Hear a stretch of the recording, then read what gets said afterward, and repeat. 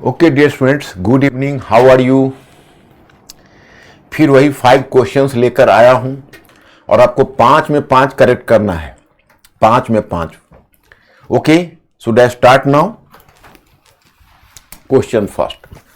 उत्तर वैदिक ग्रंथ शतपथ ब्राह्मण से यह सूचना मिलती है कि विदेह माधव ने सदानीरा नदी के किनारे अपने राज्य की स्थापना की।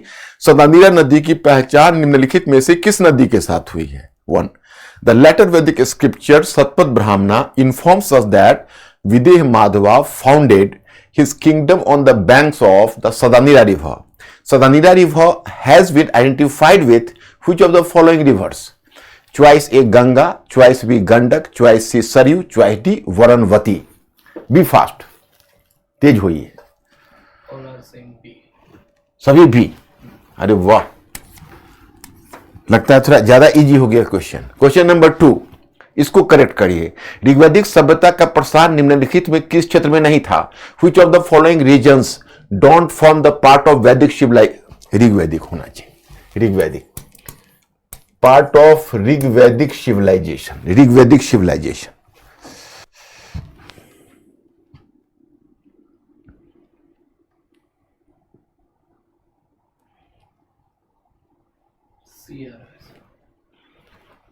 सी, yes, correct.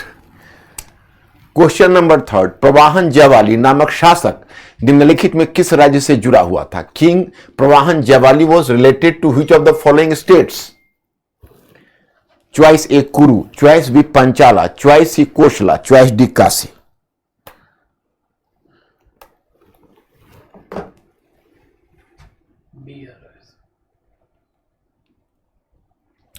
What is the answer? B Panchala. Yes, correct, good. Question number 4, निम्नलिखित में किसे दार्शनिक राजा के रूप में मान्यता दी गई? ए परीक्षित, बी जन्मेजय, सी विदेह माधव, डी निचक्षु। ए परीक्षित, बी जन्मेजय, सी विदेह माधवा, डी निचक्षु।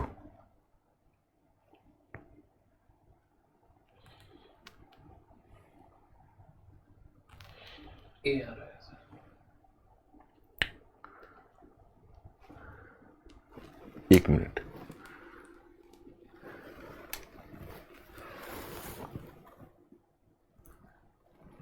फिर एक बार क्वेश्चन पढ़िए। क्या रहा आंसर? अंकुर, क्या आंसर आ रहा है? सी आंसर आ रहा है। ये आपने कहा तो मैं शॉक्ड हो गया कि भाई आप इतना अच्छा क्वेश्चन सॉल्व कर रहे थे। विदेह माधवा, विदेह माधवा। क्वेश्चन नंबर 5, 16 महाजनपदों में कितने अराजक गणतंत्र थे? Among 16 Mahajanpadas, how many were non-monarchical states? Non-monarchical states. Choice A 4, choice B 2, choice C 3, choice D 1. A 4, B 2, C 3, D 1. Be fast.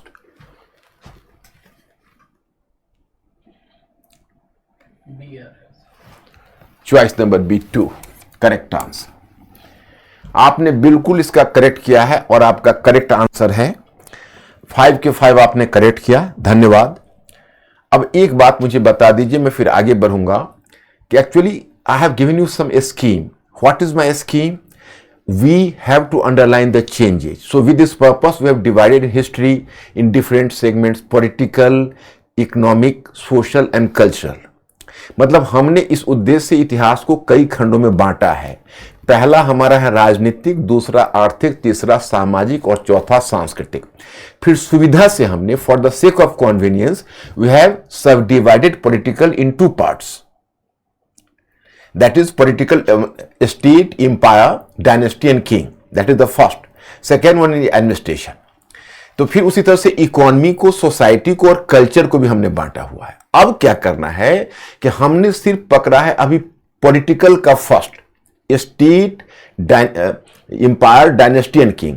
अब हमने वैदिक से कल मैं स्टूडेंट्स स्टार्ट कर दिया और वैदिक से स्टार्ट करके फिर हम यहां से बढ़ते जा रहे और हम कल महाजनपद एरा पर थे, मगधन एम्पायर के सक्सेस की बात कर रहे थे। लेकिन ध्यान रखना, अब कल के क्वेश्चन में केवल आज का नहीं होगा, कल का भी हो सकता है।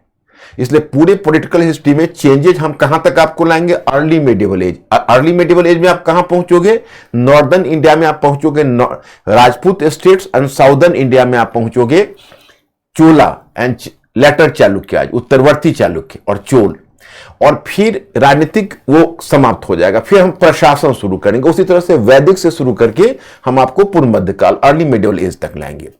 Likewise, we have to start economy, we have to do society, we have to do culture. When this part second would be finished, then we have to move to the part third, जो शुरू होगा दिल्ली सल्तनत से। तो जहां से आपका part 2 समाप्त होगा, वहीं से पार्ट 3 शुरू होगा। अब पार्ट 3 में हम यहां से सल्तनत और मुगल का पार्ट लेंगे, और इसी फार्मूला से हम लोग चेंजेस से आगे बढ़ेंगे। तो मैं फिर उम्मीद करूंगा कि आपकी कनेक्टिविटी ऐसी हो जाए, खासकर इसके बाद जब आप मॉडर्न हिस्ट्री करोगे, तो उसके बाद आपकी कनेक्टिविटी ऐसी हो जाए कि एंशिएंट हिस्ट्री से मॉडर्न तक सारे चेंजेस की समझ हो जाए। My students, whether it may be prelims exam और main exam, what matters that is not the facts and informations. Informations से तो हमको मितली आती है, क्योंकि जहां भी देखो वहां इंफॉर्मेशंस, बुक्स में देखो तो इंफॉर्मेशंस, नोट्स में देखो तो इंफॉर्मेशंस, आप अगर कुछ भी खोल के गाइड बुक्स में मार्केट का देखो तो इंफॉर्मेशंस। लेकिन बच्चों की एक चीज लैकिंग होती है, वो है अंडरस्टैंडिंग। अगर अंडरस्टैंडिंग बच्चे को बना दोगे तो इंफॉर्मेशंस ज्यादा से कितना भी इंफॉर्मेशन वो कलेक्ट करता हुआ चला जाएगा। अगर उसकी अंडरस्टैंडिंग नहीं रहेगी तो अंडरस्टैंडिंग इंफॉर्मेशन के बाइंडिंग फोर्स का काम करता है। क्योंकि अब फैक्ट्स आप देखोगे, इतना चेंजेज करते समय आपको इतना फैक्ट्स याद हो जाएगा कि अनबिलीवेबल, आप विश्वास नहीं कर सकते भाई कोई इंसान इतना फैक्ट्स याद रख सकता है।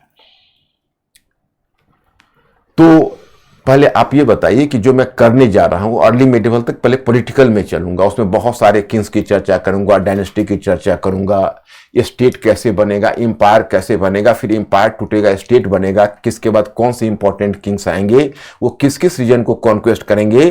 तो क्या आप मुझे पहले इतना एश्योर कर दीजिए कि मेरा इस मेथड को समझ रहे हैं, तो मैं फिर महाजनपद एरा से लेते हुए मगधन एम्पायर को लेते हुए आगे बढ़ूं।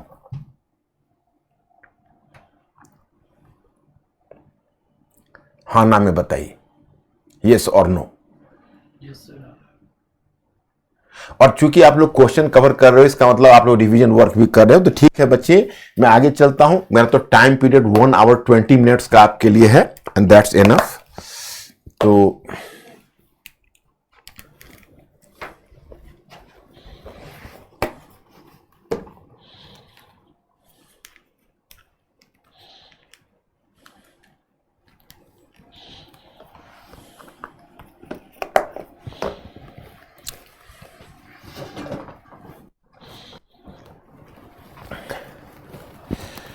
चलिए, now we have to start now.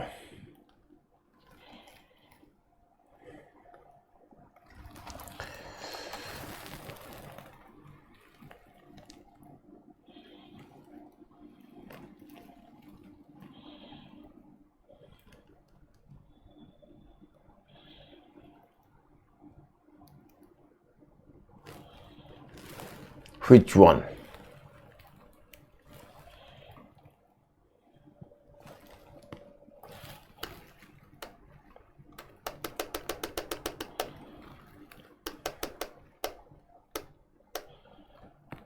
महाजनपद काल हम लोग कवर कर रहे थे, तो बात आ गई थी मगध साम्राज्य पर। मगध साम्राज्य पर सबसे पहले मैंने आपको कहा था कि हर्यंक वंश था, हर्यंक वंश।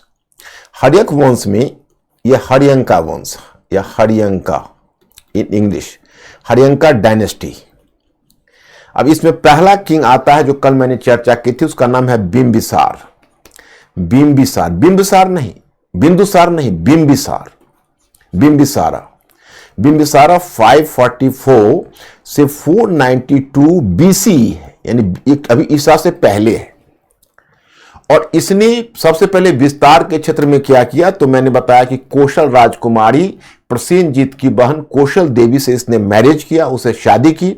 उसके एवज में इसको काशी का क्षेत्र दहेज में मिला। अब कहोगे काशी कौशल के पास कैसे आ गया, तो काशी कौशल के पास ऐसे आया कि जब स्टेट्स का अमालगमेशन हो रहा था, जैसे मतलब उनका इंटीग्रेशन हो रहा था, तो उनके इंटीग्रेशन होने के की स्थिति में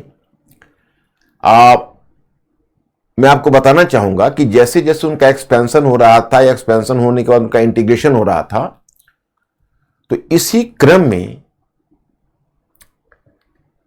मतलब आप यही देखो कि कुछ पावरफुल महाजनपद ने कुछ कमजोर महाजनपद को जीतना शुरू कर दिया। जैसे अवंती भी करेगा, अवंती की भी चर्चा करूंगा।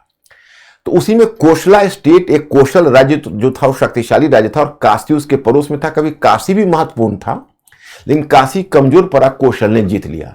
अब वही काशी दहेज में मगध के शासक बिंबिसार को कोशल का राज्य दे देता है। तो एक तो यह विस्तार हुआ, और दूसरा जो अंग राज्य है उस अंग राज्य को स्वयं बिंबिसार ने स्वयं जीता। तो अंग राज्य को जीता और काशी राज्य उसको दहेज में मिला। तो इतना तो मगध का विस्तार हो गया।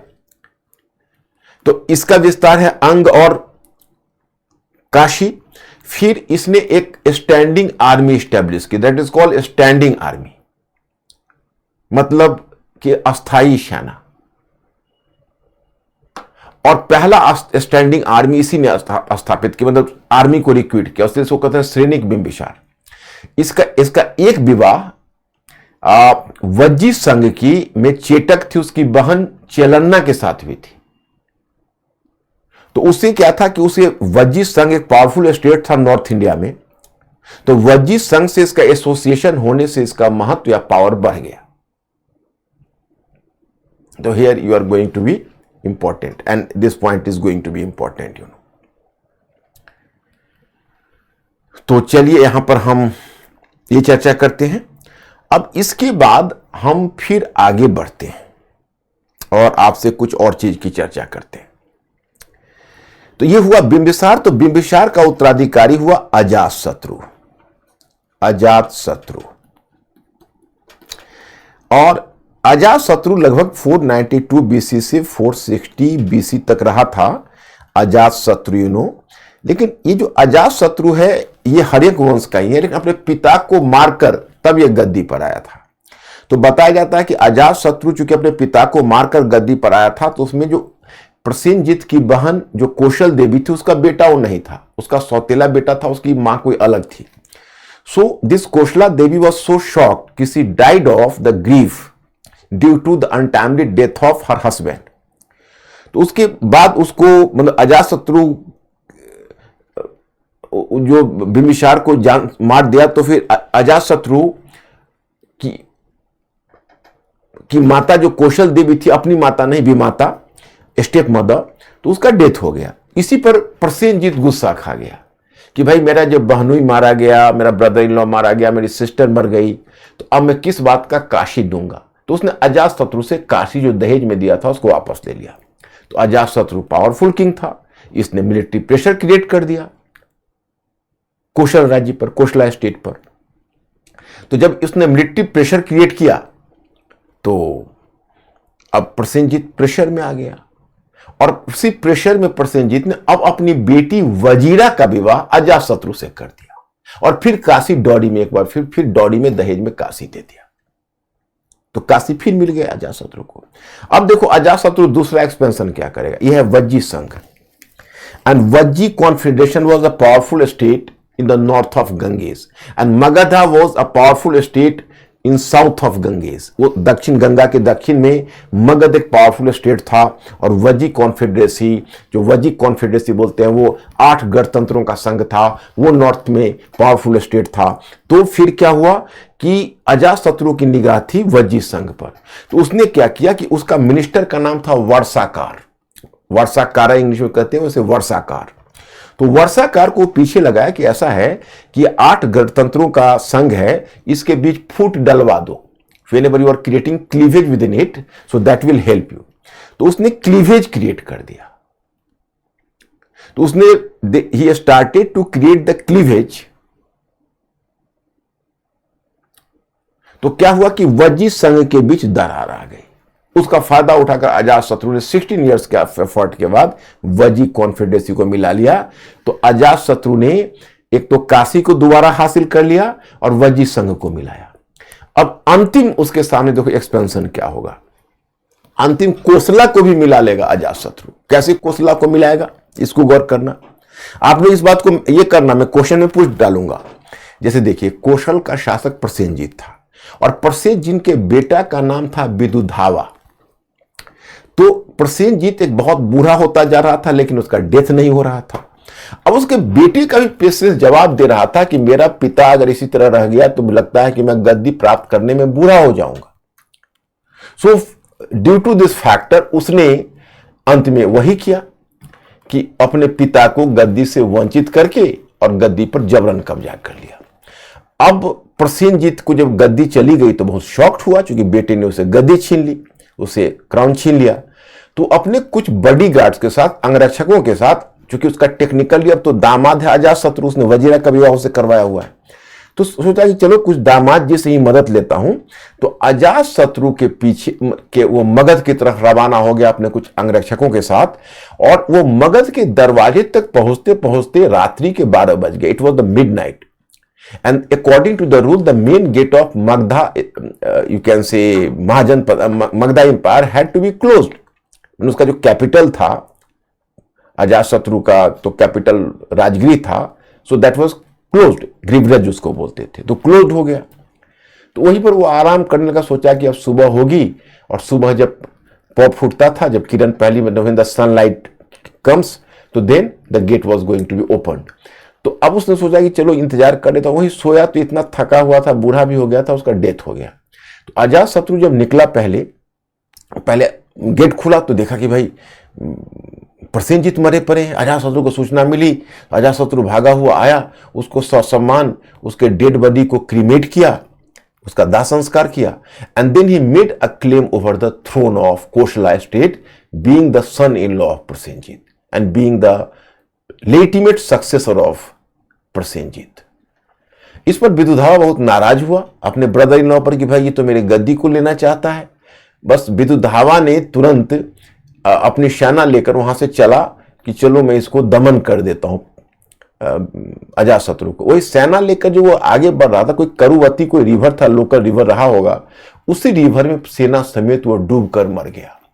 और अजातशत्रु को वॉर भी नहीं करना पड़ा, और आराम से अजातशत्रु को कौशल का राज्य मिल गया। अब देखो, कौशल का राज्य मिलने का मतलब है कि मैं आपको बताना चाहूंगा कि जैसे पाली ग्रंथ था अंगुत्तर निकाय। अब देखो, अब मैं स्टूडेंट्स, जैसे कल मैंने शतपथ ब्राह्मण का नाम लिया, तो शतपथ ब्राह्मण आपके लिए एक नई चीज है, क्योंकि शतपथ ब्राह्मण अभी तक आपने चूंकि, लेकिन आप घबराना मत। जैसे हम पहले राजनीतिक इतिहास करवाएंगे, फिर प्रशासन, फिर अर्थव्यवस्था, फिर समाज और संस्कृति में सबसे पहले आपको करवाएंगे धर्म और दर्शन का विकास। तो वैदिक से धर्म और दर्शन का विकास। अब देखो, आपको इतना क्लियर हो जाएगा। जैसे देखो, अब वर्ण है, कास्ट है, तो उसके विषय में आपके दिमाग में एक वेग आइडिया है, लेकिन मैं जो वर्ण और कास्ट स्टार्ट करूंगा तो starting from Vedic period I have to reach up to early medieval age. तो आपको पूरे समाज का चेंज समझ में आ जाएगा। वर्ण क्या है, कास्ट क्या है, वुमेन का कंडीशन क्यों गिरा, किस काल में कितना गिरा, सब एवरीथिंग वुड बी क्लियर। तो जब हम धर्म और दर्शन पढ़ाएंगे तो धर्म और दर्शन क्लियर हो जाएगा। और फिर दूसरा हमारा सब टॉपिक होगा भाषा साहित्य। तो भाषा साहित्य में पहले मैं भाषा का विकास, आपको द ग्रोथ ऑफ लैंग्वेज दिखाऊंगा, और लैंग्वेज दिखाने के बाद फिर मैं लिटरेचर का विकास दिखाऊंगा प्रत्येक युग में। तो उसी में मैं स्टूडेंट सारी इंपॉर्टेंट टेक्स्ट से आप वाकिफ हो जाओगे। और अगर सब कुछ ठीक रहा और आप भी अगर हमारी तरह थोड़ा सा ज्यादा मेहनत के लिए तैयार रहे, तो आप देखना कि आपको सारा टेक्स्ट का नाम याद हो जाएगा। और एक टाइम ऐसा आएगा जब आप, पता नहीं आपका हिस्ट्री सब्जेक्ट है ऑप्शनल या नहीं, अगर आपका हिस्ट्री ऑप्शनल नहीं भी होगा और फिर भी किसी हिस्ट्री ऑप्शनल के बच्चे से बात करोगे तो आश्चर्य में पड़ जाएगा कि अरे यार तुमको इतना याद कैसे। क्योंकि इसको, ये जो तरीका है ना, इस तरीके में आपको नेचुरली याद होता चला जाएगा, अब पता भी नहीं चलेगा। अब एक ग्रंथ है, बुद्धिस्ट टेक्स्ट है, उसका नाम है अंगुत्तर निकाय। उसका नाम है अंगुत्तर निकाय। तो अंगुत्तर निकाय जो टेक्स्ट है, मैं आपको बताता हूं, उसमें 16 महाजनपद की चर्चा अंगुत्तर निकाय में ही है। अंगुत्तर निकाया इंग्लिश में प्रोनाउंस होगा, क्योंकि आप लोग दोनों लैंग्वेज वाले हो ना, Anguttara निकाया। So you will find here the discussion of 16 Mahajanpadas. But my students, apart from 16 Mahajanpada, the same text, that is the 16 Mahajanpada, तो 16 महाजनपद के अलावा यही टेक्स्ट है जो 10 नॉन मोनार्कियल स्टेट्स की बात करता है। यही text 10 non monarchial states. Non monarchial, इसको रिपब्लिक, गणतंत्र बोलते हैं। लेकिन अब ये गणतंत्र है ये कहना तो मुश्किल है, क्योंकि गणतंत्र हुआ होता है जहां कॉमन पीपल को शक्ति मिलती है, लेकिन कॉमन पीपल के यहां शक्ति प्राप्त नहीं है। Actually the actual power is lying in a group of elders. एक ग्रुप ऑफ एल्डर्स हैं, तो एक ग्रुप ऑफ एल्डर्स में एक्चुअल पावर है। हाँ, गरिमा कह रही है कि आर्य नस्लीय समूह की जगह भाषाई समूह का व्यंजक है, इसका मतलब क्या है? गरिमा, एक्चुअली नस्लीय समूह जब आप कहते हो ना, तो आप मान के चलते हो कि, गरिमा आप मेरी बात को सुन रहे होगे, मेंटली अलर्ट हो जाना। आपका प्रश्न यह है कि आर्यन नस्लीय समूह की जगह भाषाई समूह क्यों है?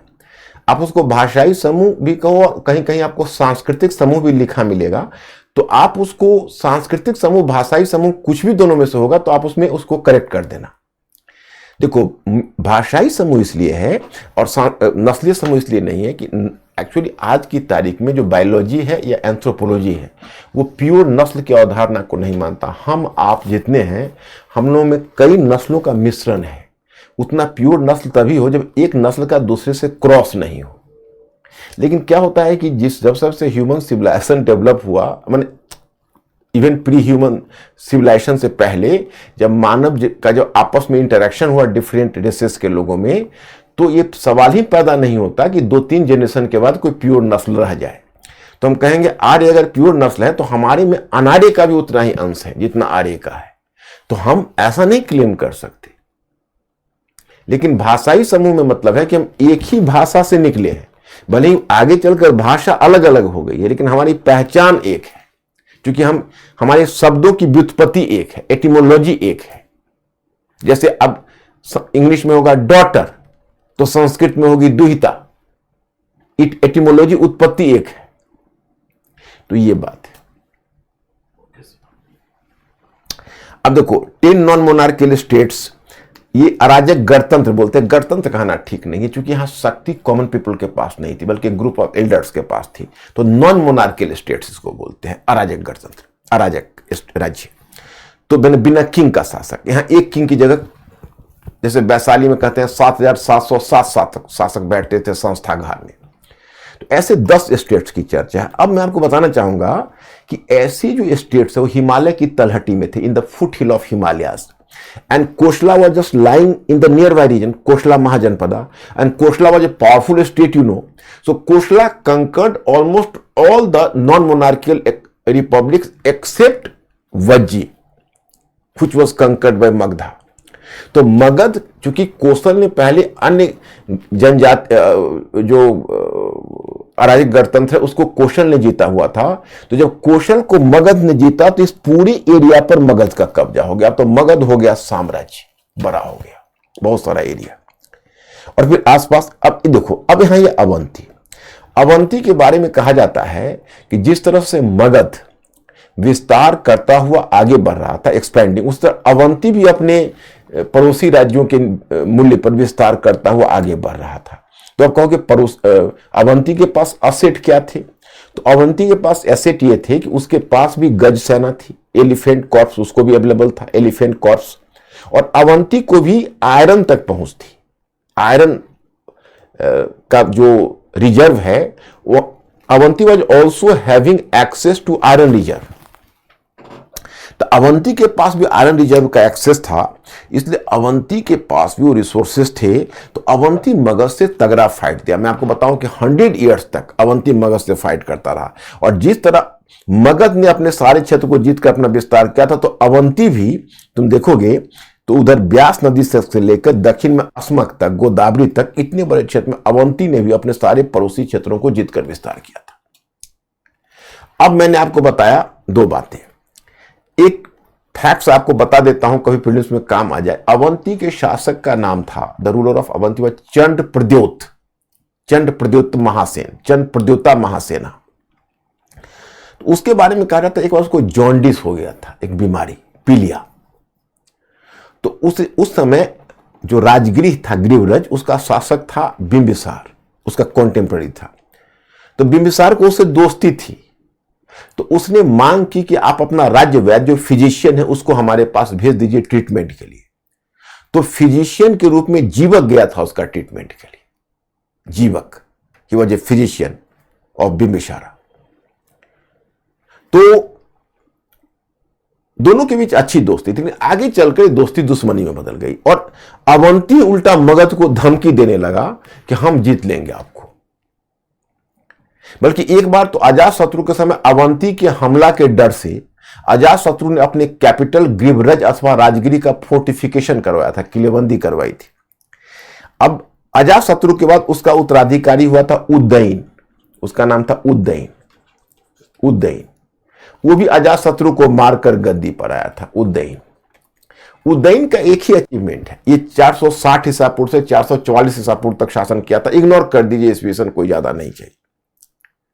तो जो उदयन, इसने अजातशत्रु का जो सक्सेसर था उसके बारे में कहा जाता है कि वो अपना कैपिटल ग्रीवरज अथवा राजगिरी से पाटलिपुत्र लाया। तो कल को अगर कोई आपसे पूछे कि पाटलिपुत्र कैपिटल लाने का श्रेय किसे है तो आप कहोगे उदयन। ओके, अब इस वंश में कुल 5 शासक हुए और all were parricides. Parricides means कि those who killed their father. So each king killed his father. So as the king was gradually usurping the throne after killing the father, so it created a wider, you can say, discontentment among the people. So finally there was the wider discontentment against the dynasty. So making benefit from this situation, there was a governor, a provincial governor like thing, you can say the regional governor, and his regional governor was Shishunaga. So Shishunaga finally, you can say, usurped the throne and he captured the power and founded his own dynasty, Shishunaga dynasty. जैसे मैं आपको बताऊं कि 5 इस वंश के 5 लगभग शासक थे और सभी अपने पिता को मारकर गद्दी पर आए थे। अब लोगों में असंतोष होने लगा कि भाई ये सब कैसे शासक हैं, पता नहीं अपने फादर को ही मार डालते हैं। तो क्या हुआ कि अब इसके अगेंस्ट में जो डिसकंटेंट में असंतोष हुआ उसका फायदा उठा लिया इनका एक रीजनल अधिकारी था जिसका नाम था शिशुनाग। तो वो उसने सत्ता पर कब्जा कर लिया और उसने शिशुनाग डायनेस्टी की स्थापना की। तो अब आपको एक डायनेस्टी मिलेगी जिसका नाम है शिशुनाग वंश। पहले हर्यक वंश, फिर है शिशुनाग वंश। शिशुनागा डायनेस्टी। अब देखो इस शिशुनागा डायनेस्टी का अचीवमेंट क्या, शिशुनाग का, पर्सनली शिशुनाग का जो इसका फाउंडर था, कि उसको अवंती से जो मगध का पिछले 100 वर्षों की जो राइवलरी चली आ रही थी उस राइवलरी को इसने समाप्त कर दिया। क्योंकि शिशुनाग ने क्या किया कि अवंती को जीत लिया। अवंती को जीतने का मतलब है कि मगध साम्राज्य बड़ा हो गया। अब उत्तर पश्चिम में ब्यास नदी से लेकर दक्षिण में वो गोदावरी नदी तक पहुंच जाएगी और इधर तो आप जानते हो कि बंगाल की सीमा तक वो पहुंच ही चुकी है। तो ले देकर मगध साम्राज्य एक बड़ा साम्राज्य बन जाएगा। ओके, तो यह सिनेरियो है मगध साम्राज्य का। अब शिशुनाग का जो उत्तराधिकारी हुआ उसका उत्तराधिकारी काका वर्णिन है या कालाशोक नाम है, उसका बेटा था, उसका सक्सेसर। तो उसके समय बौद्धों की दूसरी संगति वैशाली में हुई थी, the second conference of Buddhist that took place at Vaishali. So that is his achievement. लेकिन अब यहां पर तुमको क्यों बौद्ध, वो मैं जब बुद्धिज्म पढ़ाऊंगा तो फिर काउंसिल के बारे में बताऊंगा। खैर चलिए, इसके बाद इस वंश का भी पतन हो गया और इसका स्थान ले लिया नंद वंश ने। इसके बाद आ गया नंद वंश, नंद वंश, Nanda dynasty. Who was the founder of the dynasty? तो महापदनंदा, महापदनंदा, हिज नेम वाज महापदनंदा, महापदनंद। अब मैं आपको बताना चाहूंगा कि ये जो महापदनंदा है इसके बारे में आपको सूचना मिलेगी कि यह संभवतः इसका थोड़ा ड्यूबियस ओरिजिन है। यह संभवतः आया है निचली जाति से, फ्रॉम द लोअर कास्ट, और मतलब वो क्षत्रिय नहीं है, ब्राह्मण्स भी नहीं। तो इस महापद नंद के विषय में कहा जाता है कि इसका एक अचीवमेंट है, और इसका अचीवमेंट है कि ये जो कलिंग का क्षेत्र है उड़ीसा में, तो आप कलिंग को जीतने का श्रेय अशोक के बारे में जानते होंगे, लेकिन यहां पर मैं आपको बताना चाहूंगा कि अशोक से पहले कलिंग को जीतने का श्रेय महापद नंद को है। He conquered Kalinga earlier than Ashoka, क्योंकि कलिंग का आर्थिक महत्व भी था और सामरिक महत्व भी था। तो उसके आर्थिक और सामरिक महत्व को देखते हुए, मतलब understanding and underlining its economic and strategic importance, it was Mahapadma Nanda who conquered this region. जो महापद नंद है उसने इस क्षेत्र को जीता है। तो ये समस्या यहां पर आ रही, महापद नंद ने फाइनली इसको जीता है। तो चलिए, ये आपका ये हुआ अजात शत्रुदिन महापद नंदायुनो। अब हम लोग आते हैं दूसरी तरफ। तो महापद नंद का ही उत्तराधिकारी होगा जिसका नाम होगा धनानंद। अब मैं आपको उत्तर पश्चिम से इन्वाजन दिखाता हूं, उत्तर पश्चिम से।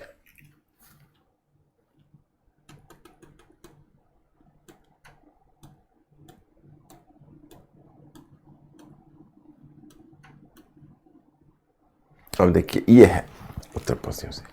अब देखो, यही समय है कि पहले एक साम्राज्य का उद्भव हुआ था जिसको कहते हैं पर्शियन एम्पायर, या पर्शियन या ईरानी साम्राज्य।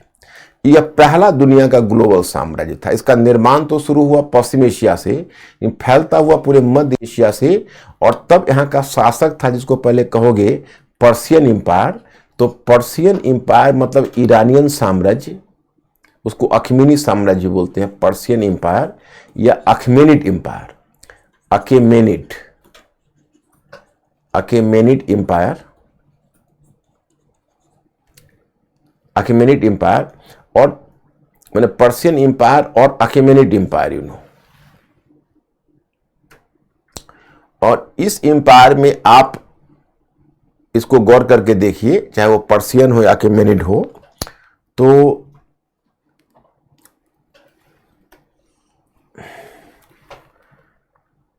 मतलब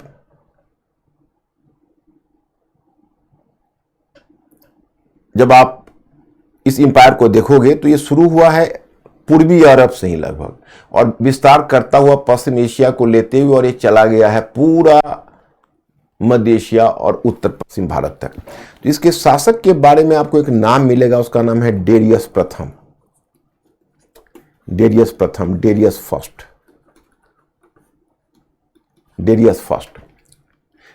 फर्स्ट के विषय में कहा जाता है लगभग 516 में इसने उत्तर पश्चिम भारत के एक भाग को जीत लिया था, और नॉर्थ वेस्टर्न इंडिया और तक्षशिला वगैरह। जैसे आप इतना ही समझो कि मैंने आपको जो पीछे बताया है कि 16 महाजनपद में 14 महाजनपद को तो मगध ने निगल लिया, मैंने मगध इंक्लूडिंग मगध, 14 महाजनपद मगध एम्पायर में विलीन हो गया। लेकिन आप नॉर्थ वेस्ट में याद करो, कंबोज है, गांधार और कंबोज है।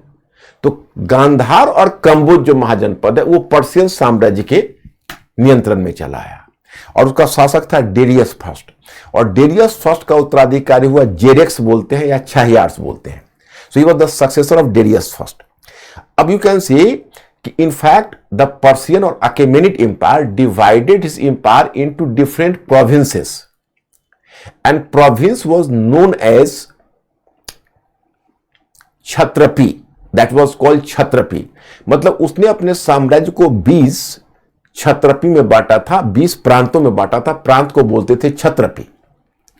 अब पता नहीं पर्शियन एम्पायर ने कितना छत्रपी बनाया हो, लेकिन जो इंडियन क्षेत्र को जीता था उसका 20वां छत्रपी वो था, 20th छत्रपी और प्रोविंस यू कैन से। तो कहा जाता है कि जो भारतीय क्षेत्र जो उसने जीता हुआ था उससे उसको 360 टैलेंट गोल्ड, 360 टैलेंट गोल्ड इसको रेवेन्यू मिलता था। इंडियन रीजन से केवल 360 टैलेंट गोल्ड मिलता था। पता नहीं ये टैलेंट क्या माप होती थी, आप मुझसे पूछना मत, मैं भी नहीं बता पाऊंगा, लेकिन मैं क्वेश्चन पूछ डालूंगा। कि कितने टैलेंट गोल्ड इंडिया से जाने का क्लेम करता है पर्शियन एम्पायर। अब जेरेक्स के बाद पर्शियन एम्पायर का डिक्लाइन होना शुरू हुआ। एक मूवी बनी हुई है जो आप लोगों ने शायद देखा होगा, क्योंकि आप में से भी बहुत लोग मूवी देखने वाले होंगे। एक 300 करके मूवी बनी हुई है जिसमें पर्शियन एम्पायर से अकेला लोहा लिया था स्पार्टा के स्टेट ने। जैसे एथेंस स्पार्टा, आपने ग्रीक नेम सुना होगा, तो उसमें स्पार्टा का राज्य है जो 300 सोल्जर्स मिलकर और लोहा ले लेता है पर्शियन एम्पायर से। तो खैर एनीवे, तो ये हुआ आपका पर्शियन एम्पायर। अब पर्शियन एम्पायर का जब डिक्लाइन होने लगा उसी समय यूनानी एम्पायर का उद्भव हुआ। कहोगे यूनानी एम्पायर कौन है? Greek empire. You might have heard about the name of Alexander.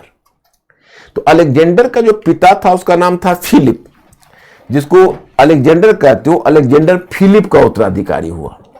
तो पहले फिलिप ने ही एक साम्राज्य का विस्तार किया था। ये जो पूर्वी यूरोप में जो डिफरेंट सिटी स्टेट्स कहते हो, एथेंस, स्पार्टा, कोरिंथ, थीबू, उस सबको जीता था फिलिप ने। फिर लगभग 336 बीसीई में अलेक्जेंडर उसका उत्तराधिकारी हुआ। तब तक उधर पर्शियन एम्पायर का डिक्लाइन होने लगा था। अलेक्जेंडर पूरब की तरफ बढ़ता रहा और पूरे पर्शियन एम्पायर को जीता। Persian empire west Asian region को जीता, इजिप्ट को जीत लिया और देखो रेड सी, अब इजिप्ट के पार्ट को जीत लिया अलेक्जेंडर।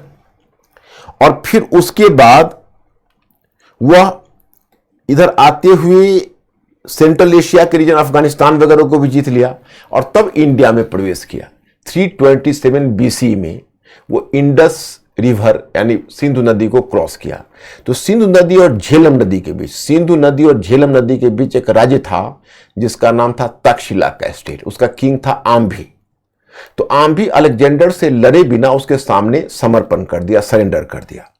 तब अलेक्जेंडर पहले इंडस को पार किया, फिर झेलम, और झेलम और चिनाब के बीच he just confronted a very courageous ruler and you can say a very swift fighter and he was king porous.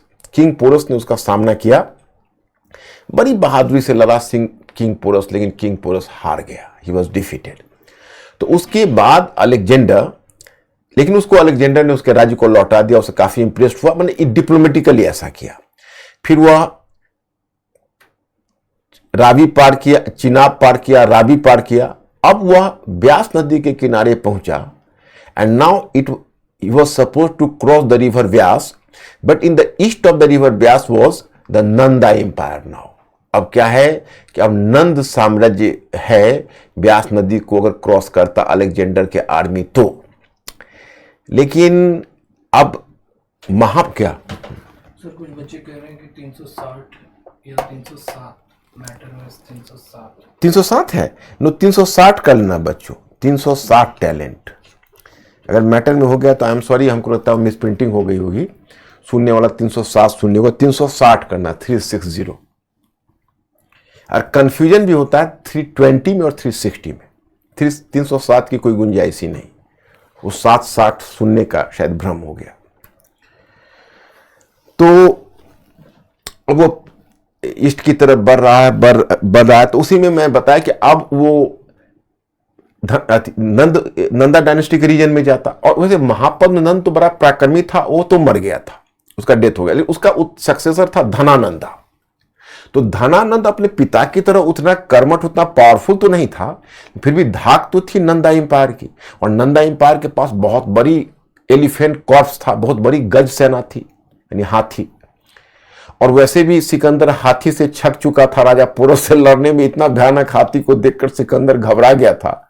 और फिर यहां गज सेना विशाल थी, तो सिकंदर तो नहीं डरा, लेकिन उसके सोल्जर्स डर गए, वो थक गए थे। लगातार सिकंदर माने आईपीएल के प्लेयर से भी ज्यादा बिजी हो गए थे। तो वो सिकंदर अंत में थक गया, उसके सोल्जर्स थक गए और जाने से इनकार कर दिया। अलेक्जेंडर ने उनको काफी प्रोवोक करने की कोशिश की, उनको मोटिवेट किया, बड़ी लंबे चौड़े व्याख्यान दिए, स्पीच दिए, but still his soldiers was not inspired now. अब now he was not ready to move any inch further. तो अब अलेक्जेंडर को निराश होकर वहीं से लौटना पड़ा। अब माय स्टूडेंट्स आपको एक पॉलिटिकल अरेंजमेंट थोड़ा सा समझना पड़ेगा, क्योंकि जहां से आप ये पॉलिटिकल अरेंजमेंट समझोगे वहीं से हम मौर्य एम्पायर स्टार्ट करेंगे, हमारा स्टार्टिंग ही वहीं से होगी। तो जैसे देखो पॉलिटिकल अरेंजमेंट क्या है, तो आपको मैं सिंबॉलिकली दे देता हूं। जैसे मान लो ये इंडिया का मैप है, ओके, ये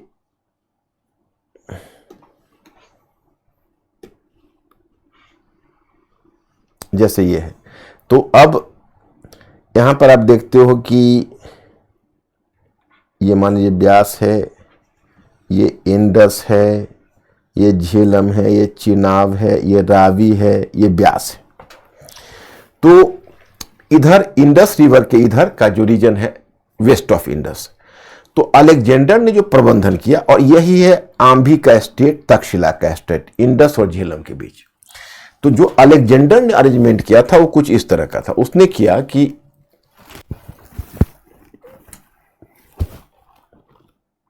उसने अरेंजमेंट ऐसे किया कि जो इंडस से पश्चिम का भूभाग है उसको उसने, ग्रीक गवर्नर था उसका नाम था फिलिप, ग्रीक गवर्नर था, उस ग्रीक गवर्नर का नाम था फिलिप, उसके अधीन छोड़ दिया इस भाग को, कि फिलिप के it will be under the control of Philip. और यह रीजन जो आप देख रहे हो ये इंडस और झेलम के बीच, उसको दे दिया वो किंग आम्भी, जो किंग आम्भी है, राजा आम्भी है, उसके अधीन कर दिया। और ये झेलम से लेके ब्यास नदी तक का जो भूभाग है, इस भूभाग को उसने राजा पोरस, किंग पोरस के अधीन कर दिया। तो 3 पार्ट में बांटा, और फिर उस अपनी सेना को भी 2 पार्ट में बांट लिया। एक तरफ जल सेना है, वो नियरकस उसका एक मिलिट्री कमांडर था, उसके मतलब वो जल मार्ग से उसको भेजा, मतलब that was from the sea route, and he himself move to the land route. तो ये लैंड रूट से लौट रहा था, तो लौटते हुए 320, चूंकि उसका पूरा ऑपरेशन इंडिया में 5 मंथ्स चला, 327 बीसी से 326 बीसी, फिर लौटना शुरू किया। तो लौटते हुए हालांकि अच्छा नॉर्थ वेस्ट में जीता है, तो एक और भी ध्यान रखना है आपको, कुछ मोनार्कीज भी है, कुछ मोनार्ची है, और कुछ वहां पर नॉन मोनार्कियल स्टेट्स है जिसको रिपब्लिक बोलते हो। जैसे मैं आपको बताऊं कि कठ, सौभूति, दिस वाज द नेम, कठा रिपब्लिक, सौभूति, मुसिकनोई यानी मुसिक वंश, सोफाइट, सोफाइट, तो इस तरह से उस वहां पर कुछ, हाँ, कट है, मालव है, क्षुद्रक है, ये सब रिपब्लिक है, अराजक गणतंत्र। तो उसको भी अलेक्जेंडर ने जीता था लौटते हुए। अब यहां से लौटते हुए जब अलेक्जेंडर जा रहा था, सिकंदर जा रहा था ईसापुर में 323 बीसी में, वही मेसोपोटामिया में एक जगह बेबीलोन है, वहीं उसका डेथ हो गया। अब यहीं से मौर्यन एम्पायर का, आपको मैंने पीछे याद होगा कि मैंने दिखाई दिया आपको मगध साम्राज्य। अब जहां मगध साम्राज्य समाप्त होगा, यहीं से मौर्य साम्राज्य शुरू होगा।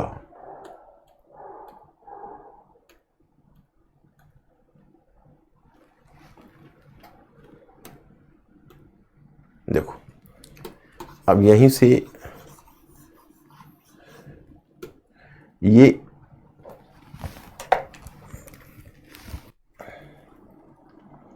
व्यास नदी से लेके और गोदावरी नदी यहां तक का जो रीजन है, ये हो गया मगध साम्राज्य का। और यहां से यहां पोरस, यहां से यहां आम्भी, और यहां से यहां फिलिप गवर्नर। अब यहीं से मौर्य का उत्थान होगा, rise of Mauryas will become possible from here. मतलब अब यहां से मौर्य साम्राज्य का विस्तार होगा। देखना मौर्य कैसे शुरू करेंगे और चंद्रगुप्त मौर्य कैसे आरंभ करेगा। तो यहां तक मैं स्टूडेंट्स क्लियर है? अंकुर, स्टूडेंट से पूछो, देयर आर दे क्लियर और नॉट?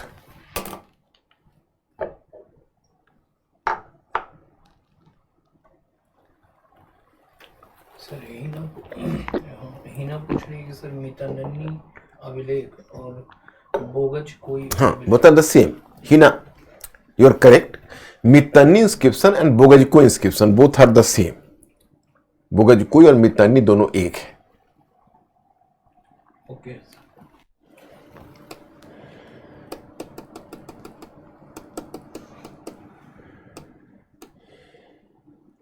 307 टैलेंट हो गया, 360 होगा, सही बात है।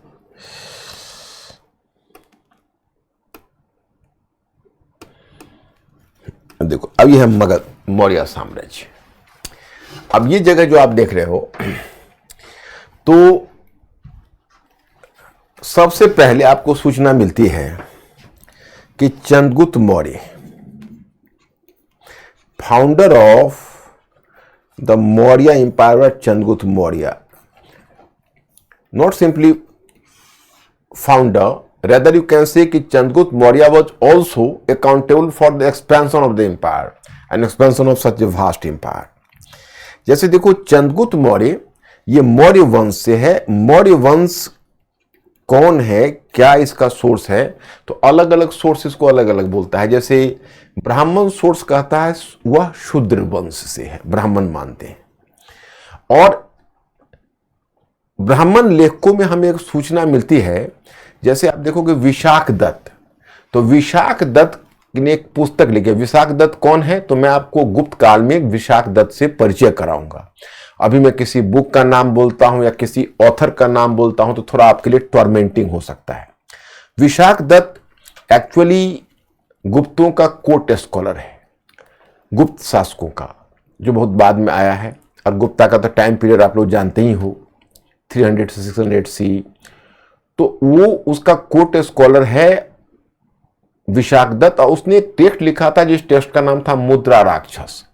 तो मुद्रा राक्षस से सूचना मिलती है कि यह जो मन उसको शूद्र ही माना है। और बुद्धिस्ट ग्रंथ है वो मौर्यों को क्षत्रिय मानता है। जैना ग्रंथ कहता है कि वो गांव के किसी गांव के मुखिया का पुत्र था जो मोर पालते थे, इसलिए मोर से मौर्य हुआ। सबके अलग अलग विचार हैं, तो ओरिजिन ड्यूबियस है। अब हमें सूचना मिलती है कि भाई पहले चंद्रगुप्त मौर्य ने अपना विस्तार कहां से शुरू किया, तो देखो यहीं से शुरू किया। नॉर्थ वेस्ट में जो अलेक्जेंडर के जाने के बाद जो नॉर्थ वेस्ट में अव्यवस्था आ गई, एनार्की आ गई, तो इसका फायदा उठाया चंद्रगुप्त मौर्य ने। और अपने गुरु चाणक्य, जैसे हमें मुद्रा राक्षस से सूचना मिलती है, मुद्रा राक्षस इन्फॉर्म्स अस कि अपने गुरु चाणक्य के साथ वह उत्तर पश्चिम में प्रकट हुआ। और फिर यहां पर उसने तरह तरह के षड्यंत्र रचाने शुरू कर दिए चाणक्य के साथ मिलकर सत्ता पर कब्जा के लिए। सूचना हमें मिलती है लगभग जिस समय सिकंदर तो 326 ईसा पूर्व में ही 326 ईसा बीसीई में जगह छोड़ चुका था, तो 324 ईसा पूर्व के लगभग में यहां का जो मैंने बताया था कि सिंधु नदी से पूरब मतलब पश्चिम यानी इंडस से पश्चिम उसने फिलिप के अधीन भूभाग को छोड़ा था। तो फिलिप की हत्या हो गई 324 बीसी में। इसमें संभवतः चंद्रगुप्त मौर्य का हाथ था। और फिर इस अव्यवस्था का लाभ उठा लिया उसने, और चंद्रगुप्त मौर्य ने सबसे पहले चाणक्य की सहायता से इस भूभाग पर कब्जा किया। पहला विस्तार यहां हुआ। कहां से कहां, तो पहला विस्तार हुआ सिंधु नदी से ब्यास नदी के बीच। ये सिंधु से ब्यास, केवल सिंधु से पश्चिम नहीं। तो इसका वो फायदा उठाकर विस्तार किया। पता नहीं क्या हुआ पोरस को, आम्भी को क्या हुआ, यहां हमें हिस्टोरिकल सोर्स से कुछ सूचना मिल नहीं पाती। फिर चंद्रगुप्त मौर्य, अब देखो ये एम्पायर है, आप कह सकते हो कि ये है, ये धनानंद का एम्पायर है। तो धनानंद उड़ीसा लिए हुए, तो अब ये पाटलिपुत्र है उसकी राजधानी। तब वो पाटलिपुत्र पहुंचता है और पाटलिपुत्र में आकर वह पहले धनानंद के तख्ता को पलटता है और इस भूभाग पर कब्जा कर लेता है। तो पहले इस भूभाग पर कब्जा किया, फिर इस भूभाग पर कब्जा किया कि once he was going to uproot Nanda dynasty after you can say capturing the throne from Dhanananda. It means कि now Chandragupta Maurya took the complete legacy of Nanda empire. तो अब नंदा एम्पायर की लेगेसी भी ले लिया, और नंदा एम्पायर तो व्यास रिवर तक ही था, यह व्यास रिवर से पहुंच गया इंडस रिवर तक। तो इतना विस्तार तो इसका हो गया। अब यहां विस्तार हुआ है, देखो। अब देखो क्या हुआ कि तब तक इस कहानी को यहां देख लीजिए जगह, इस कहानी को यहीं स्थगित करते हैं, यहीं पर इसको सस्पेंड करते हैं। फिर हम चलते हैं थोड़ा नॉर्थ वेस्ट में क्या हो रहा है। तो अलेक्जेंडर के जाने के बाद तो इधर तो इंडस से पूरब तो जीत ही चुका था चंद्रगुप्त मौर्य, लेकिन इंडस से पश्चिम भी तो अलेक्जेंडर का बहुत बड़ा भूभाग था, पश्चिम एशिया तक, वेस्ट एशिया तक, और उसका यूरोप तक भी मैंने बहुत बड़ा एम्पायर अलेक्जेंडर ने छोड़ा था। उसका कोई स्पष्ट सक्सेसर नहीं था। तो अलेक्जेंडर के 3 मिलिट्री कमांडर थे, अब उनका नाम अलग अलग था, नाम जान के आप क्या करेंगे। अब एंटीगोनस गोनाड्स था एक, दूसरा टॉलमी था, और तीसरा सेल्यूकस निकेटर था। तो टॉलमी ने मिस्र पर कब्जा करके बैठ गया वहां का शासक बनकर, और एंटीगोनस गोनाड्स मकदूनिया जो उसका होम स्टेट था वहां का रूलर बन गया। और जो सीरिया का साम्राज्य है, Syrian empire, so that was captured by and that fell into the share of Seleucus Nicator. Seleucus Syria का शासक बन गया। खैर चलिए, बन गया उसके लिए कोई बात नहीं है। अब सेल्यूकस ने दावा किया, कि मेड अ क्लेम, कि देखो भाई, अलेक्जेंडर का एम्पायर तो व्यास नदी तक था। चंद्रगुप्त मौर्य को पैगाम भेजा, संदेश भेजा कि भाई व्यास नदी का भूभाग तो अलेक्जेंडर का एम्पायर हुआ करता था। आप कैसे इस पर कब्जा जमा के बैठ गए? आप इस भूभाग को वापस कर दीजिए। सोच तो बहुत क्लियर नहीं है, लेकिन पता चलता है कि इन्हीं मुद्दों पर लगभग 305 बीसी में माने 305 ईसा पूर्व में एक युद्ध हुआ सिंधु नदी के किनारे, सेल्यूकस निकेटर और चंद्रगुप्त मौर्य में। और यह सूचना हमें ग्रीक हिस्टोरियन से ही मिलती है, क्योंकि हमारा इंडियन सोर्स कोई लिखता नहीं इस पर। वॉर हुई, ये हमें पता है, वॉर हुआ, लेकिन जीत हार के बारे में वैसे सूचना नहीं है। लेकिन हमें हमारा जो सर्कमस्टांशियल एविडेंस है वो कहता है कि जीत चंद्रगुप्त मौर्य की हुई, सेल्यूकस हार गया। क्यों?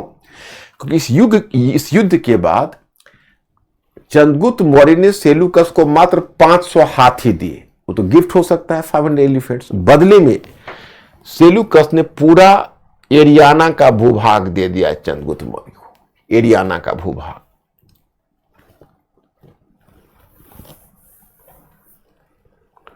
ये एरियाना का भूभाग था। एरियाना का पूरा भूभाग दे दिया। एरियाना का भूभाग का मतलब है कि चंद्रगुप्त मौर्य को मिल गया काबुल, कांधार, हेरात और बलूचिस्तान। एरियाना का क्षेत्र था। अब सबके नाम है अलग अलग, लेकिन मैं आपको नहीं पकड़ा है। पेरिपेमिसदई कहते थे काबुल को, अर्कोसिया कहते थे कांधार को, एरिया कहते थे हेरात को, एंड पेरिपेमिसदई कहते थे काबुल को, एंड जेड्रोसिया कहते थे बलूचिस्तान को। तो इस भूभाग को मिल गया इसको। अब बताइए, तीसरा विस्तार हुआ, याद करिए फिर। पहला विस्तार सिंधु नदी से व्यास नदी के बीच, दूसरा विस्तार धनानंद के एम्पायर पर गोदावरी नदी तक दक्षिण में, और पश्चिम में पूर्व में बंगाल तक, और इधर तीसरा विस्तार सिंधु नदी से लेकर पूरा एरियाना का भूभाग, मतलब काबुल, कांधार तक, मतलब कांधार तक उसका साम्राज्य पश्चिम में चला गया। अब बलूचिस्तान भी आ गया, हेरात भी आ गया। अब आपको क्यूरियोसिटी होगी, भाई गोदावरी नदी से ब्रह्मगिरी कर्नाटक तक कौन लाया साम्राज्य को? और चंद्रगुप्त मौर्य का टाइम पीरियड है 300, अब अलग अलग डेट है, लेकिन 322 भी है, 323 भी है, 324 ईसा पूर्व भी है, लेकिन 322 ईसा पूर्व से हम लेते हैं। अब इसमें भी दो डेट है, 300 ईसा पूर्व भी है और 297 ईसा पूर्व भी है। तो हम 297 ईसा पूर्व लेते हैं, BC, that is called BC. तो ये चंद्रगुप्त मौर्य का टाइम पीरियड है। अब इस भूभाग को कौन जीता? क्योंकि चंद्रगुप्त मौर्य का उत्तराधिकारी है बिंदुसार, यानी बिंदुसार। वो 297 ईसा पूर्व से लेकर 273 ईसा पूर्व तक शासन किया है। तो जैसे एक उस समय तिब्बत से आया हुआ लामा था, उसका नाम था लामा तारानाथ। तो लामा तारानाथ हमें सूचना देता है कि इस दो समुद्रों के बीच के भूभाग को बिंदुसार ने जीता। मतलब land between the two seas was conquered by Bindusara, the successor of Chandragupta Maurya. लेकिन मोस्ट ऑफ द हिस्टोरियंस इसको बिलीव नहीं करते हैं और मानते हैं कि नहीं, इसको चंद्रगुप्त मौर्य ने ही जीता था। तो चारों चरण के विस्तार चंद्रगुप्त मौर्य के ही काल में हुए। फिर एक बार याद करिए, सिंधु नदी से व्यास नदी तक का भूभाग पर कब्जा, पहला विस्तार चंद्रगुप्त मौर्य का। धनानंद के तख्ता को पलटकर दक्षिण में गोदावरी और पूर्व में बंगाल पहुंचना उसी का काम है। तीसरा चरण में उसने काबुल, कांधार, मध्य एशिया और पश्चिम एशिया तक अपने साम्राज्य को फैलाया, सेल्यूकस का भूभाग लेकर। और चतुर्थ चरण में वो गोदावरी नदी से ब्रह्मगिरी तक लाया। यह हुआ। अब इसके बाद उसका उत्तराधिकारी आप देखते हो बिंदुसार है। तो बिंदुसार का टाइम पीरियड है,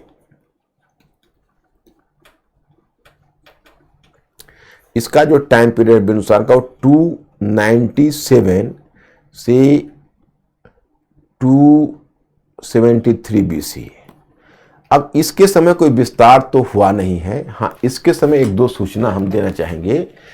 इसके दरबार में दो दो राजदूत आए थे। हाँ, पहले मैं बताऊं कि चंद्रगुप्त मौर्य के दरबार में सेल्यूकस निकेटर का राजदूत आया था, जिसका नाम था मेगास्थनीस। वो आप लोग जानते होंगे, मेगास्थनीस। और फिर चंद्रगुप्त मौर्य का उत्तराधिकारी बिंदुसार हुआ। तो मेगास्थनीस कहां से आया था? तो सीरिया से। तो मेगास्थनीस का उत्तराधिकारी में उसका बेटा नहीं, यानी अलग राजदूत। फिर सीरिया से दूसरा राजदूत आया बिंदुसार के समय, और उसका नाम था, सीरिया के राजदूत का नाम था डायमेकस। और मिस्र में जो टॉलमी फर्स्ट है, वो टॉलमी फर्स्ट ने भी इसको अपना राजदूत भेजा था मिस्र से। और मिस्र से जो राजदूत आया उसका नाम था डायनिसस। तो उसके दरबार में दो दो राजदूतों ने काम किया, डायनिसस और डायमेकस सीरिया से, जो मेगास्थनीस का एक तरह से उत्तराधिकारी था। फिर बिंदुसार के बारे में कहा जाता है कि बिंदुसार ने सीरिया के शासक से थी तीन चीजों की। मनुष्य, अब उसका मित्र था वो शासक, वो उसका नाम था एंटियोकस फर्स्ट। वो सेल्यूकस का सक्सेसर था। एंटियोकस फर्स्ट से उसने तीन चीजों की मांग की। उसने कहा कि देखिए, हमें आप अच्छी किस्म की शराब भेज दीजिए, यानी वाइन। और दूसरा कहा, हमें अंजीर चाहिए। अंजीर कहते हैं किशमिश जिसको बोलते हो ना, या मुनक्का। तो उसी तरह का अंजीर, उसको सूखा हुआ अंगूर होता है तो अंजीर बोलते हैं उसको। तो अंजीर। And third one, a sophist. Sophist का मतलब है एक दार्शनिक। अपने, चूंकि आप जानते हो कि वो क्षेत्र ग्रीक भी उधर पड़ता था, तो भाई वहां पर दार्शनिकों की यूनानी साम्राज्य में अच्छी खासी इज्जत थी। तो दार्शनिकों को एक भेज दीजिए ताकि मैं दर्शन समझ सकूं। तो अंजीर और शराब तो भेज दिया सीरिया के शासक ने, एंटियोकस फर्स्ट ने। लेकिन सोफिस्ट को भेजने से मना कर दिया। कहा कि देखिए, हमारे यहां एक व्यक्ति की स्वतंत्रता है। उस समय को ये सुनकर खुशी हुई कि हम किसी की स्वतंत्रता पर अंकुश नहीं लगा सकते, इसलिए हम किसी सोफिस्ट को आपके यहां नहीं भेज सकते। अब कहोगे भाई, छोटी कहानी मैंने इंटरेस्ट लेकर इसलिए सुनाया क्योंकि यही सब छोटी कहानी कई बार पीटी में आ जाती है तो काम दे जाती है। तो ये ध्यान रखना, ये बिंदुसार ने तीन चीजों की मांग की थी और सीरिया के रूलर ने दो ही चीजें दी थी। तो ये हुआ। अब बिंदुसार का उत्तराधिकारी हुआ अशोक महान। अशोक महान का काल है 269 बीसी से 232 बीसी। तो आप कहोगे भाई, बिंदुसार का टाइम पीरियड है, समाप्त होता है शासन 297 बीसी से 273 बीसी में। तो 73 और 69, ये 4 वर्ष क्या हो रहा था? 4 वर्ष का गैप क्यों? तो इसके विषय में मत यह है, थोड़ा सा टेम्परेचर बढ़ा दो, 1 पॉइंट, हाउ मच, 6 कर। सो इस विषय में एक ये विवाद है कि वह संभवतः चंद्रगुप्त उस समय अशोक वॉर ऑफ सक्सेशन लड़ रहा था, यानी अशोक उत्तराधिकार का युद्ध लड़ रहा था। As Ashoka was fighting the war of succession, so that's why you can say it was due to the fact कि Ashokan coronation has become a bit late. 273 BC में डेथ हुआ था बिंदुसारा का, और 269 बीसी में फाइनली वह समाप्त हुआ। तो 269 बीसी में उसका ये हुआ। तो यही है, मैं आपको बताना चाहूँगा कि यही पॉइंट है जहाँ पर आपको काम करना है और सोचना है। तो अशोका का 232 ईसा पूर्व में है। अब अशोका के जीवन के बारे में आप लोग बहुत इच्छुक होंगे, तो मैं आपको बताऊं कि देखो, मैं उसके बारे में कुछ इनिशियल इन्फॉर्मेशन दे देता हूं, लेकिन अशोका के बारे में आपको थोड़ा विस्तार में मैं पढ़ाऊंगा।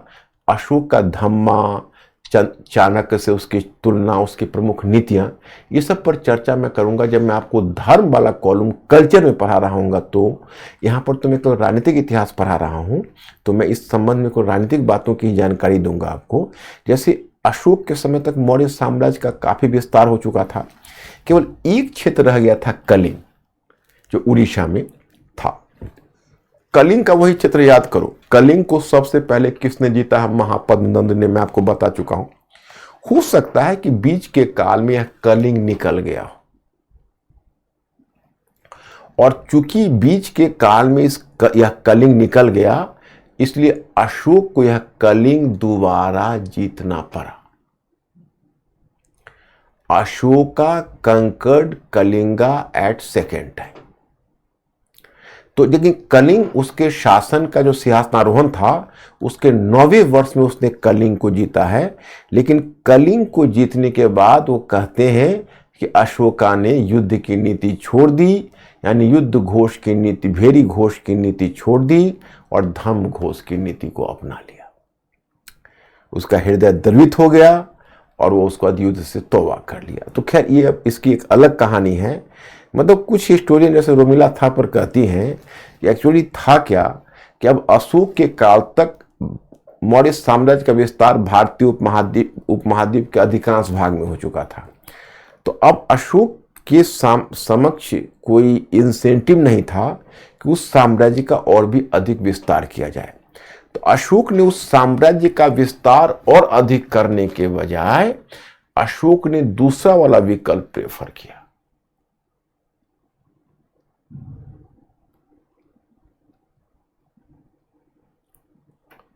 दूसरा वाला विकल्प प्रेफर किया। और दूसरा वाला विकल्प क्या था? What was the second one choice? तो दूसरा वाला विकल्प उसके सामने था कि साम्राज्य के फर्दर विस्तार करने के बजाय हमको साम्राज्य के संगठन पर बल देना है, उसमें सीमेंट लगाकर उसको मजबूत बनाना है। तो मैं आगे बताऊंगा कि अशोक ने जो धम्म नीति अपनाई थी, उस धम्म नीति का, यानी धम्म पॉलिसी ऑफ धम्मा का एक ऑब्जेक्टिव था द कंसोलिडेशन ऑफ एम्पायर। वह साम्राज्य को और भी अधिक कंसोलिडेट करना चाहता था। तो चलिए फिलहाल मौर्य में इतना ही, और फिर मैं अशोका का धम्मा नीति अलग से बताऊंगा। अब चलिए आपको मैं ले चलता हूं पोस्ट मौर्य में।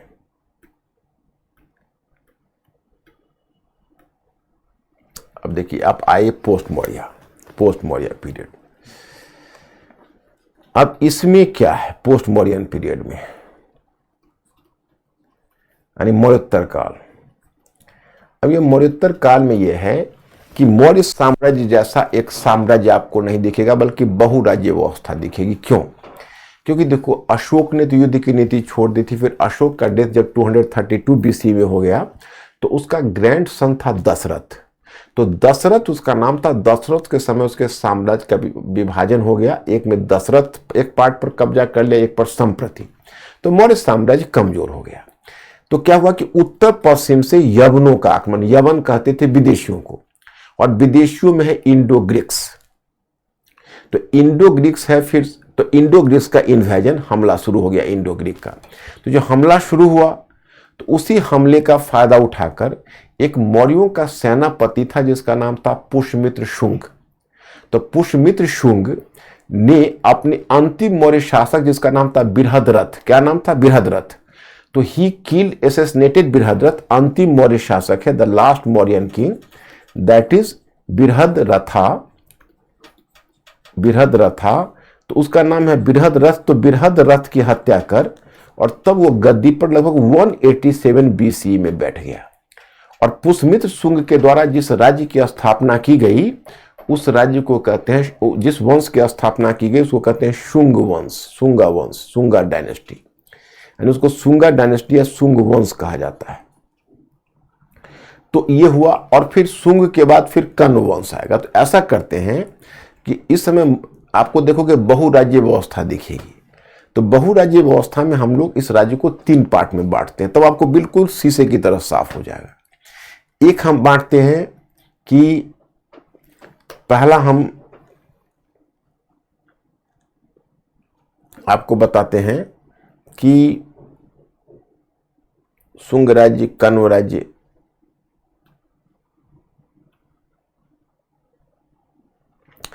तो हम पहले इसको 3 पार्ट में बांटते हैं। वैसे मैंने मैटर में आपको दे रखा है, लेकिन फिर भी आपका ये करने के लिए, विशेष और क्लैरिटी के लिए, इस 3 समूह में अगर हम लोग बांट दें, यहाँ है बहुराज्य व्यवस्था। बहुराज्य व्यवस्था का मतलब है मल्टी स्टेट सिस्टम। जैसे मौर्य साम्राज्य में आपने एकमात्र साम्राज्य देखा था, बहुराज्य व्यवस्था में multi state system, multi state system, कई राज्य है। उसमें पहला हम लोग कहते हैं उत्तराधिकारी राज्य, उत्तराधिकारी राज्य, यानी उसको कहते हैं सक्सेसर स्टेट्स, सक्सेसर स्टेट्स। तो सक्सेसर स्टेट्स में हम लोग 2 राज्य का नाम लेते हैं, एक है शुंग राज्य, शुंग राज्य, शुंगा स्टेट, एंड कण्व राज्य।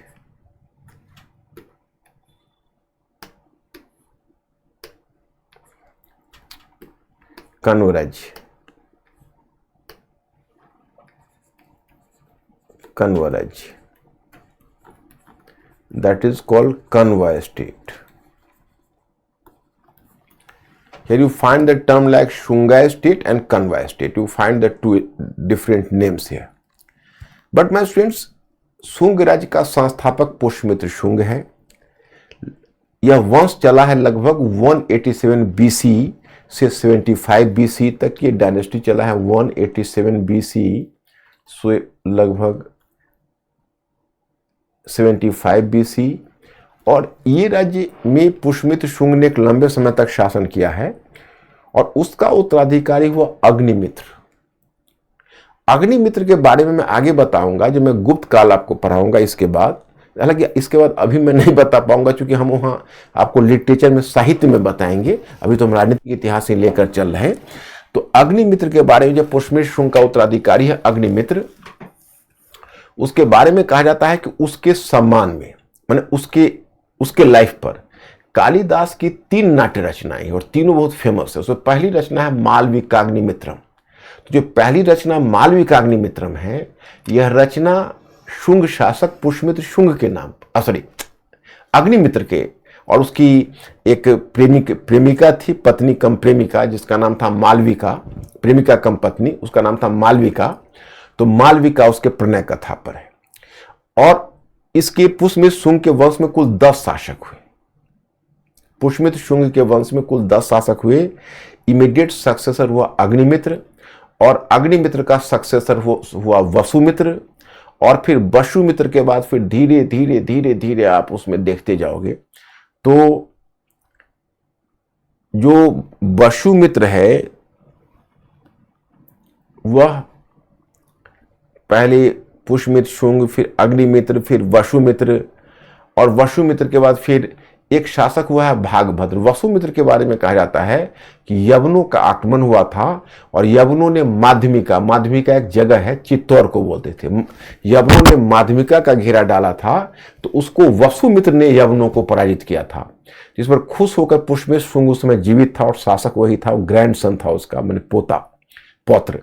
तो उसने, पुष्यमित्र शुंग ने उस पर 2 अश्वमेध यज्ञ किए थे। पुष्यमित्र शुंग को 2 अश्वमेध यज्ञ करने का श्रेय दिया जाता है।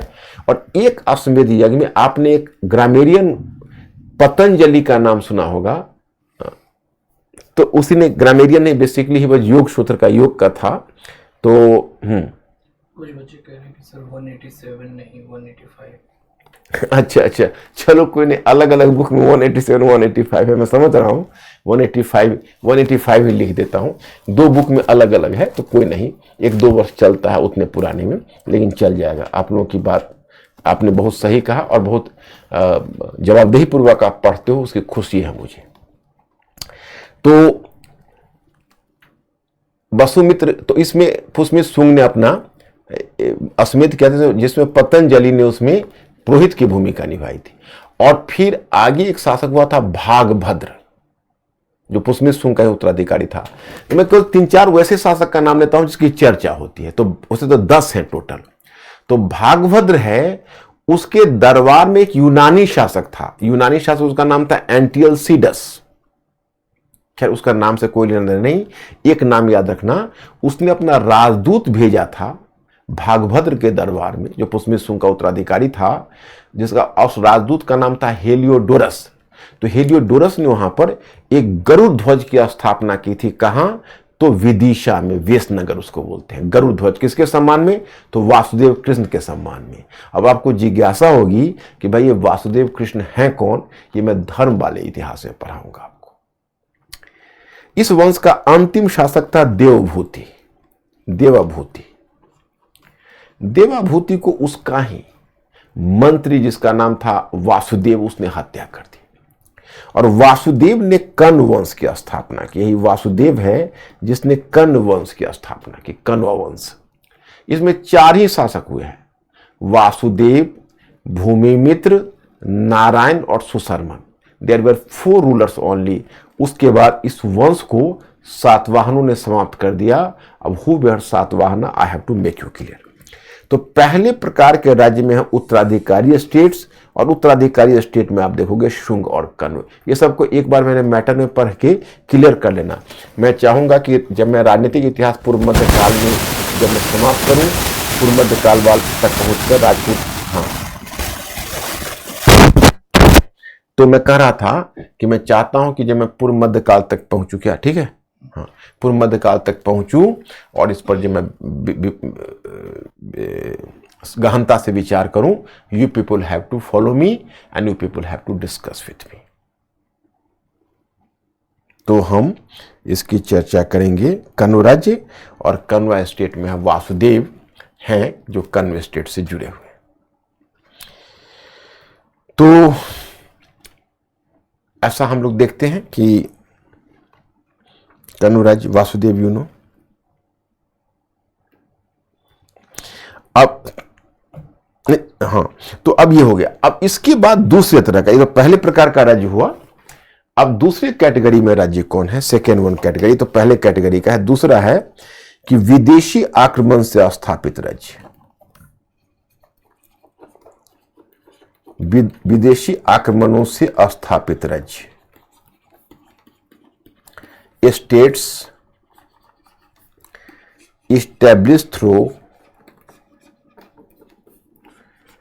established through foreign invasions।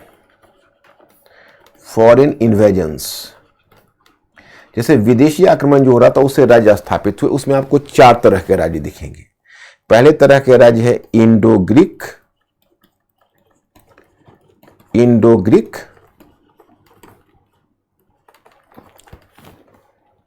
शकाज यानी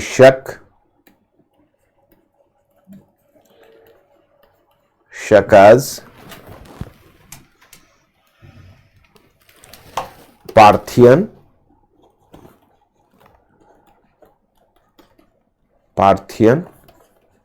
यानी पार्थियंस, अंडी कुषाण। ये सबको एक बार दिमाग में सेट कर लो, फिर आप कभी नहीं भूलोगे। देखो, अब इसमें मैं आपको थोड़ा सा मानचित्र दिखाऊं तब आपको क्लियर होगा। देखो ये मानचित्र है। तो एक्चुअली है ऐसा कि इधर मध्य एशिया का जो रीजन देखते हो, ये बैक्टीरिया है, बैक्टीरिया। तो बैक्टीरिया का जो रीजन है, उस रीजन में वो ऑक्सस नदी से उत्तर में स्टेपीज घास का मैदान है, वहां कुछ जनजातीय लोग रहते थे। तो पहले बैक्टीरिया पर इंडो ग्रीक का कब्जा था। इंडो ग्रीक के पीछे शक थे और शक के पीछे यूची ट्राइब थी। यूची ट्राइब कहते हैं कुषाण को। तो कुषाण चीन से पूरब में था, मतलब चीन से पश्चिम में था कुषाण। अब चीन के शासक जब अपनी दीवार बना ली, रक्षात्मक दीवार, तो उधर तो उसका दबाव नहीं हो सकता था। उसको ट्राइबल्स थे, मध्य एशियाई जो ट्राइब्स थे। तो नॉर्मली क्या होता है कि मध्य एशियाई ट्राइब्स बड़े ही लड़ाकू होते थे और स्विफ्ट हॉर्स राइडर्स होते थे, बड़े अच्छे घुड़सवार होते थे। आर्य भी उधर से आए थे। तो whenever you will find due to some climatic factor whatever, कि वहां पर जो मध्य एशिया में जो घास का मैदान है जिसको स्टेपीज बोलते हैं, जब स्टेपीज सूखना शुरू होता था तो वहां की जो जनजातियां थी वो अशांत हो जाती, क्योंकि पशु पालती थी, तो इधर उधर भागने लगती थी। इसी क्रम में वो आक्रमण करती थी और हॉर्स राइडर बहुत बेहतर थी। तो क्या था कि जो यूची ट्राइब है उसने प्रेशर बनाया हुआ था शको पर, शको ने इंडो ग्रीक्स पर। तो इंडो ग्रीक्स में बैक्टीरिया में था, वहां का शासक पहले था, उसका नाम था डेमेट्रियस। इंडो ग्रीक शासक का नाम था पहले जो बैक्टीरिया में था, उसका नाम था डेमेट्रियस। और डेमेट्रियस ने भारत पर हमला कर दिया, और भारत पर हमला करके डेमेट्रियस ने उसने उत्तर पश्चिम एक भूभाग को जीत लिया, और उसने शाकल को अपनी राजधानी बनाई। शाकल है जो मॉडर्न में आप सियालकोट जिसको कहते हो पंजाब में, वही शाकल है। तो उसने अपनी राजधानी शाकल को बनाई, इंग्लिश में कहते हैं शाकला, सेम तो शाकला। तो उसने राजधानी बनाई। तो डेमेट्रियस, अब डेमेट्रियस अभी भारत में स्थापित ही हुआ था, बस तब तक वहां जो मध्य एशिया है जहां बैक्टीरिया, उस बैक्टीरिया से उसके वंश को उखाड़ फेंका, और उखाड़ फेंकने वाले का नाम था यूक्रेटाइड्स। उखाड़ फेंकने वाले का नाम था यूक्रेटाइड्स। अब डेमेट्रियस तो पहले स्थापित हो गया था, अब इसके बाद एक यूक्रेटाइड्स भी टाइड्स था जो उसके वंश को उखाड़ फेंका, और वो भी भारत की तरफ देखा, और उसने भी उत्तर पश्चिम भारत के एक भूभाग को जीतकर, और उसने अपनी राजधानी तक्षशिला को बना ली। अब एक ने शाकल को अपनी राजधानी बनाई थी, एक ने तक्षशिला को राजधानी बनाई, एक ने शाकल को अपनी राजधानी बनाई थी।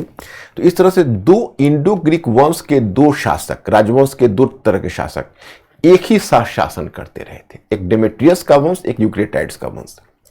तो आगे, और मैं आपको बताऊं, एक बात और भी बताना चाहूंगा कि इंडो ग्रीक शासकों के विषय में जो हमें सूचना मिलती है मूलतः उनके सिक्कों से मिलती है। क्योंकि मैं आपको बताऊंगा इकोनॉमी वाले में कि इंडो ग्रीक शासकों से पहले जो सिक्के जारी होते थे वो शासकों के नाम से नहीं जारी होते थे, वो व्यापारिक निगम सिक्के जारी करती थी। इंडो ग्रीक इंडिया में पहले वंश है जिसने शासकों के नाम से, in the name of rulers they issued the coins. तो हम उनके सिक्कों से पता लगा लेते हैं कि लगभग 30 इंडो ग्रीक शासकों ने भारत में शासन किया, दोनों वंशों को मिलाकर। तो डेमेट्रियस के वंश का एक शासक था जिसका नाम था मिनांडर, उसका नाम था मिनांडर। ये जो मिनांडर है डेमेट्रियस के वंश का था, और इसकी विशेषता थी कि यह एक ये चर्चा में इसलिए है कि इसने एक बौद्ध साधु, एक बौद्ध विद्वान था जिसका नाम था नागसेन। अब नागसेन की पहचान एक प्रसिद्ध विद्वान नागार्जुन से होती है, हालांकि ऐतिहासिकता बहुत स्पष्ट नहीं है। तो उसने नागसेन से वार्ता की थी, वाद विवाद किया था। तो नागसेन से इतना प्रभावित हुआ था कि अंत में वह उसने बौद्ध पंथ को स्वीकार कर लिया था। तो इस तरह से इंडो ग्रीक के बारे में मुझे इतनी ही सूचना देनी है। अब धीरे धीरे शक इंडो ग्रीक्स को बैक्टीरिया से उखाड़ फेंकेंगे, और उखाड़ फेंकने के बाद शक क्या करेंगे, इसकी चर्चा हम आगे करेंगे। मैं स्टूडेंट्स, आज अब हमें यहाँ रुकना होगा क्योंकि हमारा टाइम समाप्त हो गया है, और मैं कल इसको जारी रखूंगा। आप लोग पीछे और आगे रिवीजन करते रहिएगा, और मेरा विश्वास है कि जब अर्ली मिड-लेवल आएगा तो जब मैं सवाल करूंगा तो आप मुझे सारा सवाल का जवाब बताने की स्थिति में रहेंगे, और क्वेश्चन तो मैं 5 लाता ही रहूंगा। अभी मेंस का क्वेश्चन इसमें पॉलिटिकल हिस्ट्री में इसलिए नहीं ला पाऊंगा कि पॉलिटिकल हो, एडमिनिस्ट्रेशन हो या इकोनॉमी हो, इसमें मेंस के क्वेश्चन की गुंजाइश नहीं है, प्रीलिम्स के ही क्वेश्चन की गुंजाइश है। फिर जब हम कल्चर पर आएंगे तो फिर मेंस के कुछ सोसाइटी पर हल्का फुल्का, और मुख्य रूप से कल्चर में मेंस के क्वेश्चन की गुंजाइश होगी, तो हम कल्चर वाले में मेंस का काम फिर अच्छे ढंग से करवाएंगे। और इधर तो हमको बढ़ना पड़ेगा आपको प्रीलिम्स के क्वेश्चन को लेकर ही। तो मैं यहीं पर रुक जाता हूं आज, और फिर कोई क्वेरीज मिस्टर लंकुर? वेबसाइट पे सत्यम पूछ रहे हैं कि राजदूत क्यों रखते थे दूसरे कंट्री? राजदूत रखते थे कि एक दूसरे के साथ एक सौहार्दपूर्ण संबंध स्थापित करने के लिए, विचार विमर्श करने के लिए, विचारों का आदान प्रदान करने के लिए, इन सबों के लिए राजदूत का होना आवश्यक होता था, इसलिए ऐसा करते थे। ठीक है मैं students, I will see you tomorrow. Thank you very much. Good night.